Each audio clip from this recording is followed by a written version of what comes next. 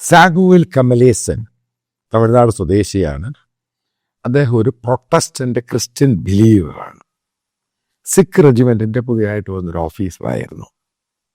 അതിനെപ്പറ്റി സുപ്രീം കോർട്ടിൻ്റെ ഒരു ജഡ്ജ്മെന്റ്, അതായത് അദ്ദേഹത്തെ ഡിസ്മിസ് ചെയ്യുന്നു.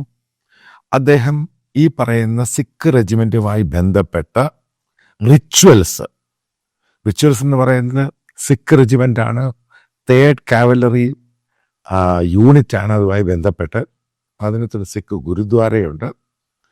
അപ്പം അതിനകത്ത് അവിടം വരെ ട്രൂപ്പിനെ കൊണ്ടുപോകും, അതിൻ്റെ എൻട്രൻസ് വരെ. പക്ഷെ അതിനകത്ത് കയറിയിട്ട് പൂജയും പരിപാടിയും ചെയ്യാൻ അദ്ദേഹം വിസമ്മതിച്ചു. ഇതിൻ്റെ പേരിൽ അദ്ദേഹത്തിനെതിരെ കോർട്ട് മാർഷൽ ഉണ്ടായിരുന്നു. അതിന് അദ്ദേഹത്തിൻ്റെ സർവീസ് ടെർമിനേറ്റ് ചെയ്യുന്നു. അദ്ദേഹം അത് ക്വസ്റ്റ്യൻ ചെയ്ത് ഡൽഹി ഹൈക്കോടതിയിൽ അപ്പീൽ കൊടുക്കുന്നു, ഡിസ്മിസ് ചെയ്യുന്നു, അത് അപ്ഹോൾഡ് ചെയ്യുന്നു. സുപ്രീം കോടതി വന്നു കഴിഞ്ഞപ്പോൾ സുപ്രീം കോടതി ശക്തമായ ഭാഷയിൽ ഈ പറയുന്ന ലെഫ്റ്റനന്റ് സാമുവൽ കമലേസൻ അദ്ദേഹത്തിൻ്റെ ആപ്ലിക്കേഷൻ തള്ളുന്നു. പിന്നെ അതിനെപ്പറ്റി വാചാലമായിട്ട് കോർട്ട് പറയുന്ന ജഡ്ജ്മെൻറ്റും സ്റ്റേറ്റ്മെൻറ്റും ഉണ്ട്. അപ്പോൾ അതവിടെ നിൽക്കട്ടെ. അപ്പം പറയുന്നത് ഇന്ത്യൻ ആർമി സെക്യുലറാണോ നോൺ സെക്യുലറാണോ, ഇതാണ് ചോദ്യം ഉണ്ടായിരിക്കുന്ന സംഭവം. അപ്പം പല ആൾക്കാരും മലയാളത്തിലെ ചില യൂട്യൂബ് ചാനലൊക്കെ പറയുന്നത് ഇതൊക്കെ ആദ്യമായിട്ടുണ്ട്. ഇത് ആദ്യമൊന്നുമല്ല. ഇന്ത്യൻ ആംഡ് ഫോഴ്സിൽ ഇത് പല സമയത്തും പല കമ്മ്യൂണിറ്റിയിലുള്ളവരും അതായത് ഇതിനെ എതിർത്തിട്ടുണ്ട്. അത് ചെറിയ രീതിയിലൊക്കെ ഇത് വന്നിട്ടങ്ങ് പോയി. ഇപ്പോൾ ഡിജിറ്റൽ എറയാണ്, ഇതിന് കൂടുതൽ ഫ്ലയറപ്പ് കിട്ടി, ഇതിന് മച്ച് മോർ ആൾക്കാർ ഇതിനെപ്പറ്റി വായിക്കാൻ നോക്കി. അപ്പോൾ എൻ്റെ ഒരു ഡിഫൻസ് ഫാമിലിയാണ്. അപ്പോൾ ഇന്ത്യയിലെ ഈ തെഹൽക്കയുമായി ബന്ധപ്പെട്ട് മറ്റുള്ള പല കേസുകളുമായി ബന്ധപ്പെട്ട് ഞാൻ പല കോർട്ട് മാർഷൽ പ്രൊസീഡിങ്സുമായിട്ട് ഇന്ത്യയിലെ പല കന്റോൺമെൻറ്റിലും പോയിട്ടുണ്ട്. ബിസിനസ്സാണ്, അക്യൂസ്ഡ് അല്ല, ബിസിനസ്സായിട്ട്. അപ്പം അവിടെയൊക്കെ ഈ കന്റോൺമെൻറ്റിനകത്ത് അതിനകത്ത് താമസിക്കാൻ ഓഫീസേഴ്സ് മെസ്സാണ് ഇവർ തരുന്നത്.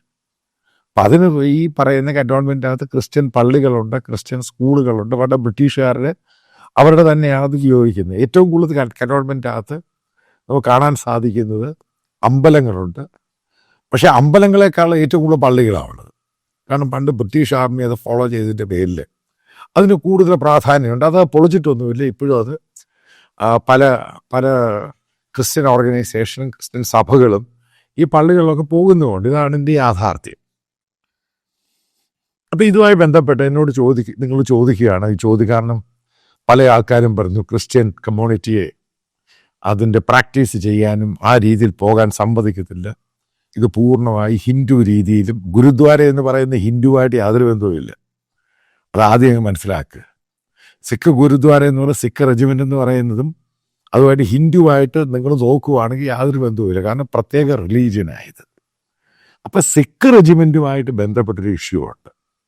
അപ്പോൾ അവരിപ്പം ഇന്ത്യയുടെ പല ബോർഡറിലും ട്രൂപ്സിൻ്റെ മൂവ്മെൻ്റ് ഉണ്ടെങ്കിൽ ഒരു ട്രക്കിനകത്ത് ഒരു ചെറിയ ഗുരുദ്വാര പോലെ ഉണ്ടാക്കിയിട്ട് അവരുടെ ഒരു പുസ്തകമുണ്ട്, അത് ഹോളി ബുക്കുണ്ട്, അതവിടെ ഇങ്ങനെ വീശിക്കുണ്ട്. അതും കൂടാണ്, അതിൻ്റെ കൂടാണ് ഇത് ട്രാവൽ ചെയ്യുന്നത്. അത്രമാത്രം ബന്ധമാണ് സിഖ് റെജിമെൻറ്റും ഈ സിഖ് ഗുരുദ്വാരയും തമ്മിൽ. അതാണ് അതിൻ്റെ ഒന്നാമത്തെ കാരണമെന്ന് പറയുന്നത്. രണ്ടാമത്തേത്, ഒരു ചോദ്യമുണ്ട്, ഈ ഓഫീസർ ചെയ്തത് ശരിയായോ അല്ലയോ.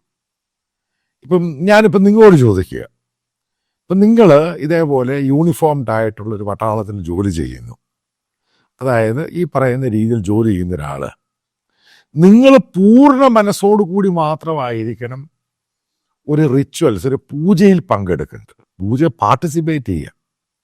പക്ഷെ പൂജയിൽ ഈ പൂക്കളൊക്കെ ഇട്ട് അവിടെ ഫ്ലവറിങ് ഒക്കെ ചെയ്ത് പങ്കെടുക്കുക എന്ന് പറയുന്നത് ഒരു മനുഷ്യൻ്റെ പൂർണ്ണമായ മെൻ്റലി അവൻ തയ്യാറായ ശേഷം മാത്രമേ ചെയ്യാൻ പറ്റത്തുള്ളൂ.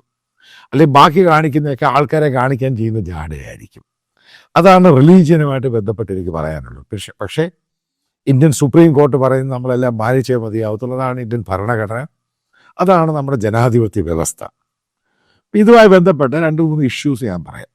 ഒന്നാമത്തേത്, ഇന്ത്യയുടെ സുപ്രീം കോർട്ടിലെ സീനിയർ ജഡ്ജായിരുന്നു മലയാളിയായ കുര്യൻ ജോസഫ്. പുള്ളി കാത്തലിക്കാണ്.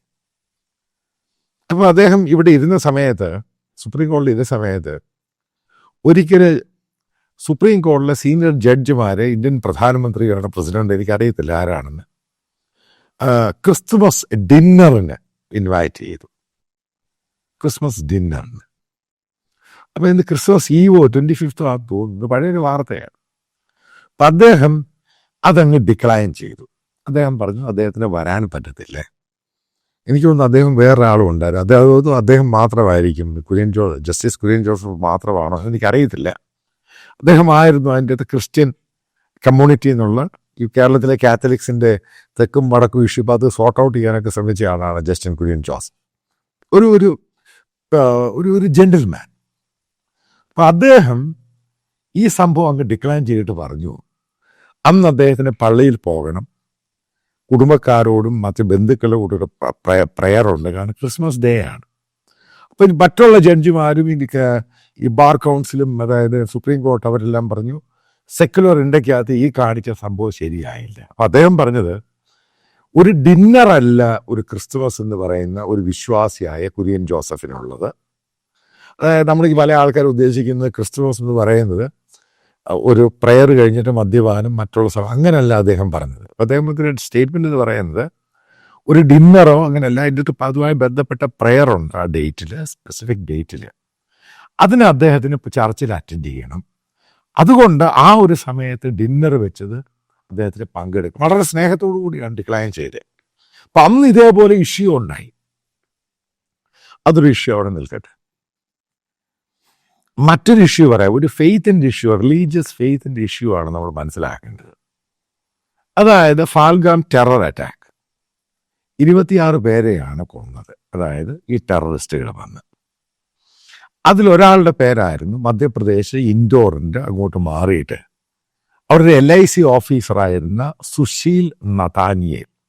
അദ്ദേഹം ഒരു പ്രൊട്ടസ്റ്റന്റ് പെൻഡക്കോസ്റ്റൽ ബിലീവറായിരുന്നു. അതായത് ഞാൻ വീണ്ടും പറയുന്നു, അയാൾ പ്രൊട്ടസ്റ്റന്റ് ഇവാഞ്ചലിക്കൽ പ്രൊട്ടസ്റ്റന്റ് പെന്തക്കോസ്റ്റൽ മധ്യപ്രദേശുകാരനായ ഒരു ബിലീവറായിരുന്നു സുശീൽ നഥാനിയെ. അപ്പം അവിടെ നിങ്ങൾ കണ്ട ഒരു സംഭവം നിങ്ങൾ മനസ്സിലാക്കണം. എല്ലാരോടും പറഞ്ഞു കലിമ ചൊല്ലി മുസ്ലിം ആയില്ല എങ്കിൽ അവരെ വെടിവെച്ചു കൊല്ലും. അതിനകത്ത് അത് പല ആൾക്കാർക്ക് കലിമ അറിയത്തില്ല, മറ്റു പല ആൾക്കാർ കലിമ ചൊല്ലി മാറി നിന്നു. പല ബംഗാളികളും നിങ്ങളൊക്കെ കേട്ട് കാണും. പക്ഷെ അതിനകത്ത് ഒരാൾ മാത്രമേ ഉള്ളൂ കലിമ ചൊല്ലാൻ പറ്റത്തില്ല, എനിക്ക് മുസ്ലിം ആകണ്ട, ഞാൻ ക്രിസ്ത്യാനിയാണെന്ന് പറഞ്ഞ് ഈ സുശീൽ നഥാനിയിൽ മാത്രമേ ഉള്ളൂ. അതിൻ്റെ പേരിൽ അയാളെ വെടിവെച്ചു കൊന്നു. ബാക്കിയുള്ളവർ കലിമ അറിയത്തില്ല എന്ന് പറഞ്ഞു. ഇതാണ് ഉണ്ടായത്. ചില ഫെയ്ത്തിൻ്റെ അങ്ങനെയാണ്, വളരെ സ്ട്രോങ് ആർഡൻ്റ് ആയിട്ടുള്ള ബിലീവേഴ്സ് അങ്ങനൊന്നും ഈ പറയുന്ന കൊന്നാലും അവർ മാറത്തൊന്നുമില്ല. ഇത് എല്ലാവരും മനസ്സിലാക്കിയിരിക്കേണ്ടത്. ചില ആൾക്കാർക്ക് ചില ബിലീഫ്സ് ഉണ്ട്.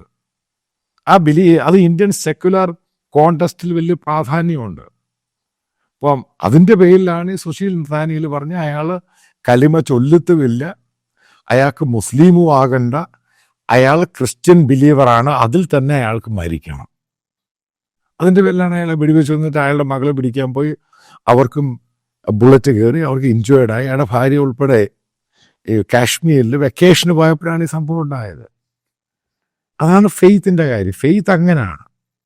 അപ്പം അതിനകത്ത് കുര്യൻ തോമസിൻ്റെ കാര്യം പറഞ്ഞാൽ, കുര്യൻ ജോസഫിൻ്റെ കാര്യം പറഞ്ഞാലും, ജസ്റ്റിസ് മറ്റുള്ള ആൾക്കാരുടെ കാര്യം പറഞ്ഞാലും, സാമുവൽ കമലേസൻ എന്ന് പറഞ്ഞ ലെഫ്റ്റനന്റ് പറഞ്ഞത് അയാൾ സിഖ് റെജിമെൻറ്റുമായിട്ട് ഇന്ത്യൻ പട്ടാളത്തിൻ്റെ എല്ലാ ഡിസിപ്ലിനെ അയാൾ ഒബേ ചെയ്യാൻ തയ്യാറാണ്.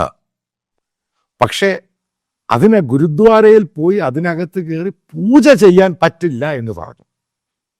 ഇതാണ് പറഞ്ഞത്. അതിൻ്റെ പേരിൽ വലിയ ആർഗ്യുമെൻ്റൊക്കെ ഉണ്ടായി.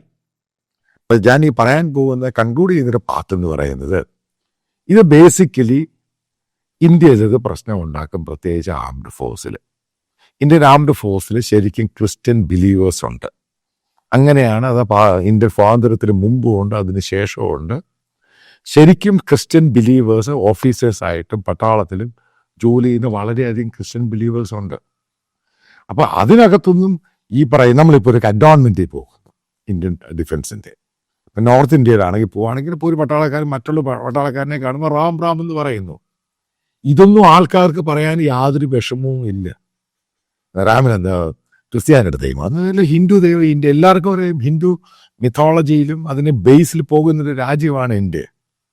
അതേപോലെ തന്നെ ട്രൂപ്പുകൾ മൂവ് ചെയ്യാൻ നേരത്ത് സ്പെസിഫിക് ആയിട്ടുള്ള ഈ ഹിന്ദു രീതിയിലുള്ള ചാൻറ്റിങ്ങും പ്രാർത്ഥനയും ഒക്കെ ഉണ്ട്. അതിലെല്ലാവരും പങ്കെടുക്കുന്നുണ്ട്. ഇതൊക്കെ ഇതിൻ്റെ അകത്തുള്ളതാണ്. അല്ല ഇപ്പോഴിത് കയറി വന്നു ഒന്നും അല്ല, പണ്ട് മുതലേ ഉണ്ട്. ഇന്ത്യ അത് പ്രാക്ടീസ് ചെയ്യുന്നുണ്ട്. ഇപ്പോൾ റാം ടെമ്പിളിന് ശേഷമാണോ ഇന്ത്യൻ ആർമിക്കകത്ത് റാം അങ്ങനല്ല. ഇന്ത്യൻ ആർമി ബ്രിട്ടീഷുകാർ കൊടുത്തിരുന്ന ആ ഒരു രീതിയിൽ തന്നെയാണ് ഡിസിപ്ലിൻ ഫോളോ ചെയ്യുന്നത്. ആൾക്കാർ കൂടുതലും നിങ്ങൾക്ക് നിങ്ങളുടെ രീതിയിൽ പ്രാർത്ഥിക്കാൻ, അവർക്ക് ഇഷ്ടമുള്ളവർക്ക് ഇഷ്ടമുള്ള രീതിയിൽ പ്രാർത്ഥിക്കാം. ഇപ്പം ഇന്ത്യൻ കന്റോൺമെൻറ്റിനകത്ത്, ഈ ട്രൂപ്പിനകത്ത്, ആർമിക്കകത്തും അതായത് ഹിന്ദു മിത്തോളജി അനുസരിച്ചുള്ള കാര്യങ്ങൾ നടക്കുന്നുണ്ട്. ആരും അതിനെ എതിർക്കുന്നുമില്ല. ആ രീതിയിൽ പോവുകയാണ് എന്നും പറഞ്ഞ് ഇന്ത്യൻ ആർമിക്കകത്ത് പ്രശ്നമുണ്ട്. ശരിക്കും പ്രശ്നമുണ്ട്, ഉണ്ടായിട്ടുണ്ട്. ഈ കാസ്റ്റുമായിട്ട് ബന്ധപ്പെട്ട് വലിയ ഇഷ്യൂ ഉണ്ട്. പക്ഷെ അത് വളരെ പക്വമായ രീതിയിൽ പറഞ്ഞങ്ങ് സെറ്റിൽ ചെയ്യും.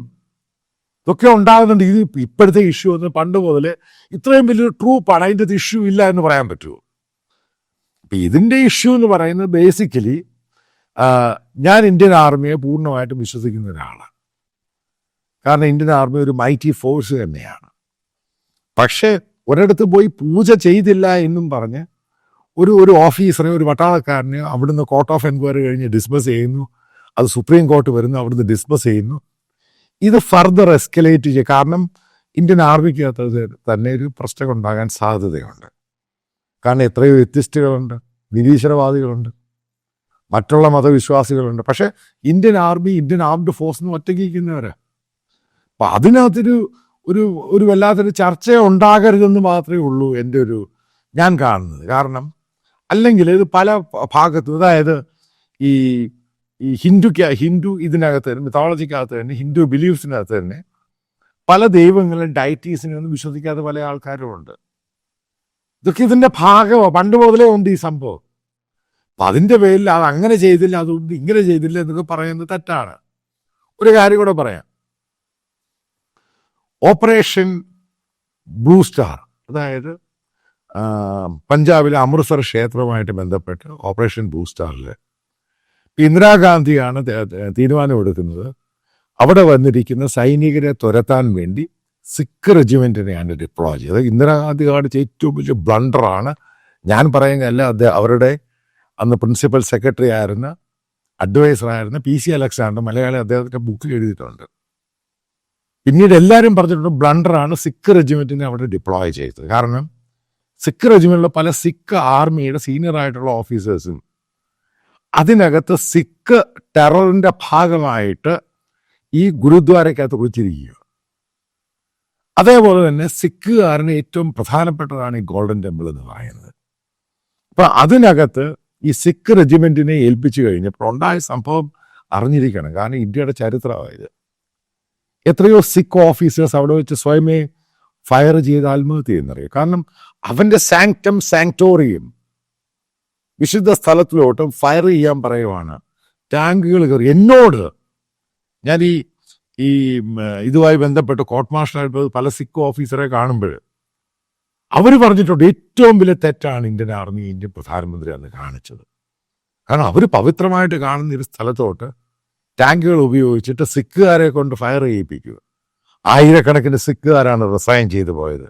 നിങ്ങൾക്കറിയാം, അതിനുശേഷം പല സിഖുകാരും സിഖ് റെജിമെൻറ്റിലും ഇന്ത്യൻ ആർമിയിലും ജോയിൻ ചെയ്യാതായി. ഇതൊക്കെ ഇന്ത്യക്ക് ചരിത്രമുള്ളതാണ് ഈ സംഭവം. അത് സ്വന്തം സിഖ് റെജിമെൻറ്റിൻ്റെ കാര്യമാണ്. അപ്പം അങ്ങനെ ഒരു ചരിത്രം ഒരു ഭാഗത്ത് കിടക്കുന്നു. ഇതൊക്കെ ഇന്ത്യയുടെ പാർട്ട് തന്നെയാണ്. പക്ഷേ ഇപ്പം ഞാനീ പറയുന്ന ഈ ഇഷ്യൂമായി ബന്ധപ്പെട്ട് ഇന്ത്യൻ പട്ടാളം എന്ന് പറഞ്ഞാൽ പൂർണ്ണമായിട്ടും സെക്യുലറാണ്. അതിൽ സെക്യുലർ ക്രെഡൻഷ്യലുണ്ട്. ഇന്ന രീതിയിൽ കൂടെ മാത്രമേ പൂജ ചെയ്ത് മുന്നോട്ട് പോകുമെന്ന് പറയുമ്പോൾ അത് പട്ടാളത്തിനകത്ത് വലിയ സംഭവമായി മാറും. വലിയൊരു ഡിസ്കഷനിലോട്ടൊക്കെ തിരിയുകയാണിത്. കാരണം ഇന്ന് ഇന്ത്യൻ പട്ടാളത്തിൽ പല ഭാഗത്തു നിന്നും വന്ന, ഇന്ത്യയുടെ പല ഭാഗത്തു നിന്നും വന്ന വളരെയധികം ക്രിസ്ത്യൻ ബിലീവേഴ്സ് അതിൻ്റെ അകത്തുണ്ട്. മുസ്ലിങ്ങളുണ്ട്. നേരത്തെ ഇഷ്ടംപോലെ മുസ്ലിങ്ങൾ, ഇപ്പം വളരെ കുറച്ച് മാത്രമേ മുസ്ലിങ്ങൾ ഇന്ത്യൻ ആർമിയിലും ഇന്ത്യൻ ആംഡ് ഫോഴ്സിലും ചേരുന്നുള്ളൂ. നിങ്ങൾക്കറിയാം എൻ്റെ ഇഷ്യൂ എന്താണ്. ഇഷ്ടംപോലെ ക്രിസ്ത്യൻ ആൾക്കാർ അതിൻ്റെ അകത്ത് ജവാനായിട്ടും ഓഫീസേഴ്സായിട്ടും ഇഷ്ടംപോലെ ആംഗ്ലോ ഇന്ത്യൻസ് ഇവരൊക്കെ ഇന്ത്യൻ ഡിഫൻസ് ഫോഴ്സുമായിട്ട് വർക്ക് ചെയ്യുന്നുണ്ട്. അത് അങ്ങനൊരു ട്രഡീഷനുണ്ട് ഇന്ത്യൻ ക്രിസ്ത്യൻസും ഇന്ത്യൻ ഡിഫൻസുമായിട്ട്. ഏതായാലും ഇത് ഫർദറായിട്ടൊന്ന് എസ്കലേറ്റ് ചെയ്ത് പോകാതിരിക്കണം. ഇന്ത്യൻ ഡിഫൻസിൻ്റെ യൂണിറ്റി ഇതിൻ്റെ പേരിൽ തകരരുത് എന്ന് മാത്രമാണ്. അല്ലാതെ ഞാൻ ഈ പറയുന്ന ചില കാര്യങ്ങളിൽ എനിക്ക് വിയോജിപ്പുണ്ട് സുപ്രീം കോർട്ടിൻ്റെ ഇതുമായിട്ട്. കാരണം അത് ഇന്ത്യൻ സെക്കുലർ ക്രെഡൻഷ്യലും ഇന്ത്യൻ ആർമിയുടെ യൂണിഫോമും, അതായത് യൂണിഫോം ഇട്ടവർ ഇന്നത് ചെയ്യണം ഇന്നത് ചെയ്യേണ്ട, പ്രത്യേകിച്ച് റിലീജിയൻ ആയി ബന്ധപ്പെട്ട് അത് അവരുടെ ഇഷ്ടമാണ്. അവർ പ്രാർത്ഥിക്കുകയോ പ്രാർത്ഥിക്കാതിരിക്കുക, അവർ പൂജ ചെയ്യണം എന്നൊക്കെ പറയുന്നത് തെറ്റായ പരിപാടിയാണ്. ഓരോ മനുഷ്യനും ഇൻഡിവിജ്വൽസിനും അവരുടേതായ റിലീജിയനും ഫെയ്ത്തും ഒക്കെ ഉണ്ട്. ഇപ്പം നിങ്ങളിപ്പം ഒരു സിമ്പിളായിട്ടൊരു കാര്യം പറയാം. നിങ്ങളിപ്പോൾ എന്നോട്, ഞാൻ സെക്കുലർ ക്രെഡൻഷ്യലിൽ വിശ്വസിക്കുന്ന ഒരാളാണ്. ഒരു അമ്പലത്തിൽ പോയിട്ട് അതിനകത്ത് പോയിട്ട് പൂജ ചെയ്യണം എന്ന് പറഞ്ഞാൽ ഞാൻ ചെയ്യത്തില്ല. കാരണം എനിക്ക് ഫുള്ളി 100% ഞാൻ അതുമായിട്ട് ആണെങ്കിൽ മാത്രമേ എനിക്ക് ചെയ്യാൻ പറ്റത്തുള്ളൂ. എനിക്ക് ചെയ്യാൻ പറ്റും. പക്ഷെ അമ്പലത്തിൽ പോകും, അവിടെ നിന്ന് പ്രാർത്ഥിക്കുകയൊക്കെ ഞാൻ ചെയ്യാം. പക്ഷെ അവിടെ പോയി പൂജ ഈ പറയുന്ന പോലെ ചെയ്യണം എന്ന് പറയുന്നതിനോട് എനിക്ക് യോജിപ്പില്ല. ഇന്ത്യ എന്ന് പറഞ്ഞ മഹാരാജ്യത്ത് നമ്മളൊക്കെ വളർന്നു വന്നൊരു സാഹചര്യമുണ്ട്. ആ സാഹചര്യം സെക്കുലറാണ്. നമുക്കെല്ലാവരും ഉൾക്കൊള്ളാൻ കഴിയും. പക്ഷെ നിർബന്ധിച്ച് ചെയ്യുന്നതും തെറ്റ് തന്നെയാണ്. കാരണം അതിനോട് എനിക്ക് യോജിക്കാൻ പറ്റത്തില്ല. പക്ഷേ പൂർണ്ണമായിട്ടും ഇന്ത്യൻ സുപ്രീം കോടതിയുടെ വിധി മാനിക്കുന്നു എന്ന് മാത്രമാണ് സാമുവേൽ കമലേശൻ, അതായത് ലെഫ്റ്റനന്റ്, അദ്ദേഹത്തിൻ്റെ ഈ ഇഷ്യൂവുമായിട്ട് എനിക്ക് പറയുവാനുള്ളൂ.